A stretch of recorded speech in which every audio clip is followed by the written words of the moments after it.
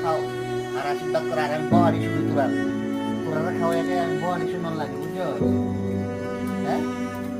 কত বড় আছে আমি শুনি রানী আর কালী